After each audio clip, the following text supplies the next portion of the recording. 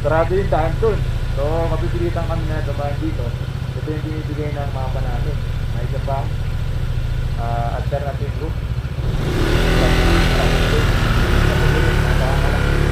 Babakulit pa ako. Mga madulas eh.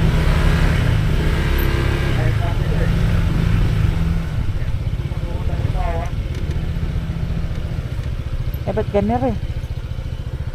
Saan ba ako dadaan? Sa gitna o itong gilid na to? Sige na nga, sa gilid.